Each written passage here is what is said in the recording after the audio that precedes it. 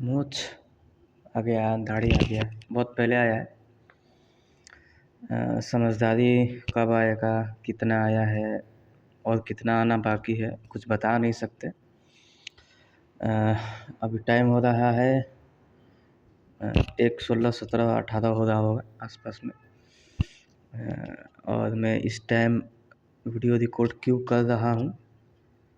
Of course मेरी कोई girlfriend नहीं है और ना कभी बनाना मकसद था। और एक लड़कियों की दी गई सबसे गंदी गाली मुझे लगता है उसको गर्लफ्रेंड बोलना। बीवी बनाना चाहिए, बीवी। ओके। बट अभी हम थोड़ा देर पहले, आधा घंटा 1 घंटा पहले मैं एक वीडियो देखा। जन सुराज पार्टी के जो संस्थापक है पीके श्रीवास्तव, जो भी हैं उनका नाम एग्जैक्ट समझ में नहीं आ रहा अभी। वो एक इंसिडेंट बताए अपने पद यात्रा के टाइम का। ओके। कि वो एक बच्चे से मिले जो वो बहुत ज़्यादा खा रहा था भात, चावल, राइस जिसको बोलते हैं इंग्लिश में, अंग्रेजी में राइस। उसके साथ घोंगा खा रहा था। घोंगा घोंगा बिहार में होता है ना, स्नेल उसको बोलते हैं इंग्लिश में, स्नेल। और जब बिहार में बहुत ज़्यादा बारिश होती है, एक बिहार का एरिया है वो पानी से डूब जाता है। और बहुत से इलाके में, जैसे मैं जहाँ से रहता हूँ हरियाणा, सिवान, बिहार, तो हरियाणा में मैं भी देखा हूँ कि बिहार एक कास्ट है। बिहार, चमार, डोम, ऐसे लोग नाम है उन लोगों का। उन लोगों के साथ बात करने का बहुत दिल किया, उनके साथ बैठ के उनके क्या प्रॉब्लम्स हैं, क्या लाइफ है, क्या हो सकती है, क्या नहीं हो सकती है, लेकिन आदमी कभी वैसा कर नहीं पाया। उसके पीछे बहुत बड़ा रीज़न है, मैं अभी इस वीडियो में नहीं बता सकता वो सारी चीज़ें। बट वो चीज़ें हम देखे हैं अपने गांव में भी, कि जब बारिश होती थी बरसात के टाइम में, तो वो पॉलीथीन लेके, थैली लेके, जो भी लेके घोंगा वो लोग कलेक्ट करते थे और घोंगा खाते थे चावल के साथ। प्रशांत किशोर वो बोले कि वो देखें एक बच्चा खा रहा है भात और घोंगा, और वो भात जो लिया था, चावल, राइस, वो बहुत ज़्यादा लिया था और उसको खा रहा था। उसको थोड़ा कंसर्न हुआ प्रशांत किशोर को, कोई इतना खा रहे हो, बीमार पड़ सकते हो। तो वो बच्चा बोला कि ऐसा कभी नहीं हुआ कि मेरा पेट भर गया हो चावल ख़त्म होने से पहले।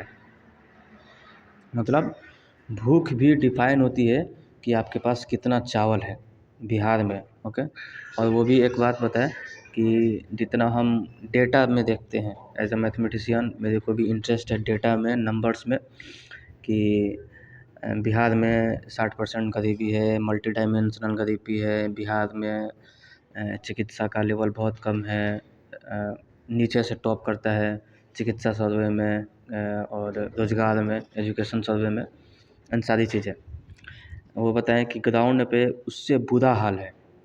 ओके। ये सारी चीज़ें मैं वीडियो देखा। ओके। आज मेरा छुट्टी था, कल मेरा छुट्टी था, आज तो दिन चेंज हो गया, 1 बज गया। मैं अपने पर्सनल लाइफ की बात बताऊँ, थोड़ा कभी कभी ज़रूरी होता है वो, कि माइंड में आ रहा है कि और हायर स्टडीज़ करनी चाहिए, लाइक MBA कर लूँ मैं रिटेल मैनेजमेंट में, या logistics, supply chain, procurement management में, या फिर निबोस कर लूँ IGC सर्टिफिकेट, सेफ्टी में एक बहुत एलीट करियर बना लूँ। यानी ये सारी चीज़ें चल रही थी। और स्पिरिचुअली भी थोड़ा हम अपने आप को थोड़ा ग्रोन मानते हैं, या ज़िंदा मानते हैं थोड़ा सा, पूरे तरीके से नहीं। प्रैक्टिस जैसा होना चाहिए वैसा हो नहीं पा रहा है। और एक लाइफ ऐसा सोचे जीने की कि जिसमें आदमी नमाज, रोज़ा और सारी चीज़ें एक अच्छे तरीके से, एक अच्छा मुसलमान बन के ज़िंदगी गुजारे। अब वो ज़िंदगी ओमान में हूँ अभी। ओमान में आदमी पैसा कमाए, नमाज़ पढ़े, एक बैलेंस लाइफ जी सकता है, जो स्पिरिचुअली टचेबल भी है, कि नमाज की पूरा आदमी फ्रीली पढ़ सकता है, कुरान पढ़ सकता है, सारी चीज़ें कर सकता है। फिर मेरे को ख्याल आया कि क्या इस्लाम तुमको यही लाइफ जीने की इंडोर्स करता है, बढ़ावा देता है तुमको? मतलब मेरी life as a Yahya Wasim, कि तुम वो सारी चीज़ें भूल जाओ। ओके। जो तुम देखे हो, तुम उनकी मदद कर सकते हो अगर से तुम बिहार जाओ। पैसा कमाना, पैसा तो ज़रूरी है, कैटलिस्ट है। आप जितना ज़्यादा पैसा हो सकता है, जितना ज़्यादा पैसा होगा मेरे पास उतना ज़्यादा लोगों की मैं मदद कर पाऊँगा, और जितना कम पैसा होगा तो फिर मैं सिर्फ चाहत तक ये सारी चीज़ें रह पाएगी। ऐसा नहीं है, अगर से मैं मेहनत करूँ तो लोगों के अवेयर करूँ, जो पैसे वाले लोग हैं वो इमोशनली थोड़ा ज़िंदा हो जाए और स्पिरिचुअली ज़िंदा हो जाए, तो वो भी काम कर सकते हैं, क्योंकि कम्युनिटी बेस्ड काम अकेले नहीं होता है, और भी बहुत से लोग हैं जो ये काम कर रहे हैं। सबसे बड़ी ज़िम्मेदारी सरकार की है, जो सरकार अभी 10,000 दी थी बिहार की औरतों को, उसमें से वो सारे अकाउंट वो वापस लेना चाह रही है। ओके, और वो अमाउंट सिर्फ जो बिहार प्रचार में काम कर रही थी औरतें, उनके लिए था, बिहार की सभी औरतों के लिए नहीं था। तो जिनके भी अकाउंट में पैसा गया है वो 10,000, वो 10,000 वो सरकार वापस मांग रही है।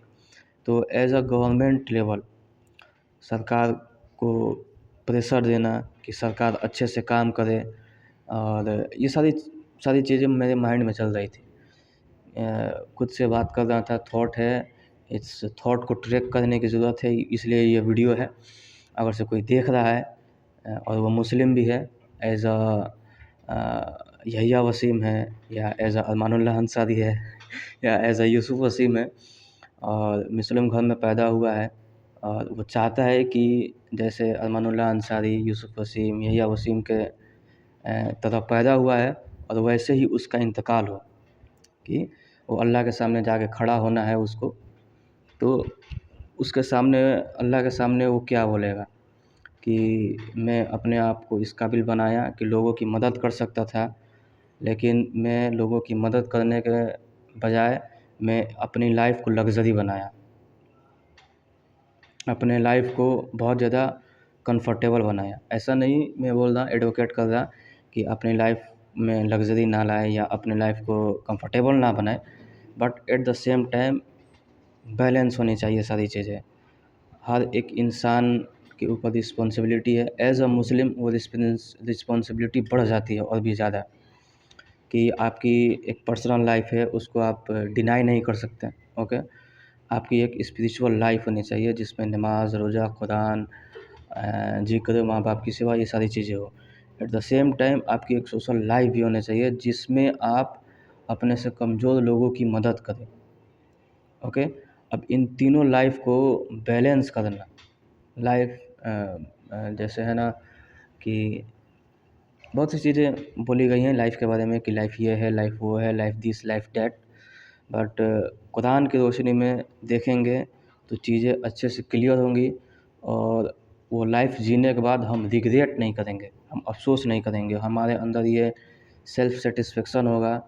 और ये रियलिटी में वो सेल्फ़ सेटिस्फेक्शन है कि हमने एक अच्छी ज़िंदगी जी है, जिसमें मेरा एक पर्सनल लाइफ भी था, जिसमें मैंने अपनी ज़रूरत की काम किए, अपनी थोड़ी लग्ज़री लाइफ भी जी, कंफर्टेबल लाइफ भी जी है, जिसमें मेरे माँ-बाप, भाई-बहन सब पे मैंने इन्वेस्ट किया। एट द सेम टाइम मैंने सबसे ज़्यादा अपने ऊपर इन्वेस्ट किया, अपने ऊपर इन्वेस्टमेंट मतलब कि अपने हेल्थ को प्रायोरिटाइज़ किया, अपनी स्पिरिचुअलिटी को प्रायोरिटाइज़ किया। At the same time social life भी होनी चाहिए, जिसमें हम जितना हो सके अपने आस-पड़ोस के लोगों की हम मदद कर सकें।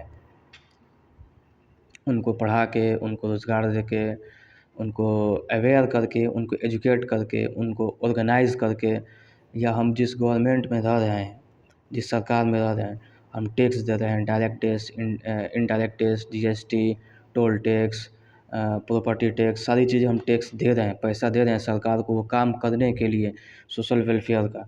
लेकिन वो सरकार सोशल वेलफेयर का काम नहीं कर रही है, हम लोगों का एज़ अ ह्यूमन रिसोर्स ले रही है, हम लोगों से काम करा रही है, और हम लोगों से पैसा लेके अपने आप को एक लग्ज़री लाइफ जी रहे हैं सरकार, सरकारी नेता, सरकारी जो ऑफिसर्स हैं वो। आए दिन हम देखते रहते हैं कितने बड़े-बड़े स्कैम हो रहे हैं। ओके, तो हम अपने आप को एजुकेट करें, एजिटेट करें, ऑर्गेनाइज़ करें, और सरकार पे प्रेशर डालें। अगर से हम ये काम नहीं करेंगे तो हम कैसे अल्लाह के सामने ये बोलेंगे कि मेरा नाम यहिया वसीम है, कि मैं मुस्लिम घर में पैदा हुआ और मैं मुस्लिम हूँ। How we can say that? If you don't responsible for that work, अगर से वो काम नहीं कर रहा है, थिंक अबाउट दैट अकाउंटेबिलिटी, कि अल्लाह के सामने मेरे को भी खड़ा होना है, अरमान उल्लाह अंसारी को भी खड़ा होना है, यूसुफ हसीम को भी खड़ा होना है।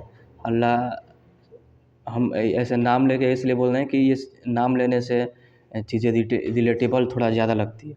ओके, तो अल्लाह मेरे से भी पूछेगा, मेरे भाइयों से भी पूछेगा, मेरे दोस्तों से भी पूछेगा, और सबसे पूछेगा, हर इंसान से पूछेगा कि तुमको जवानी मिली, तुम जवानी का कहाँ इस्तेमाल किए, तुम कैसा पैसा कमाए, कहाँ पे उसको खर्च किया, तुम्हारे पास जितना इल्म था, एजुकेशन था, उस पर कितना अमल किया।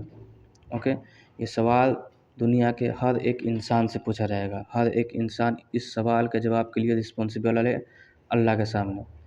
सो उस सवाल की तैयारी करना है।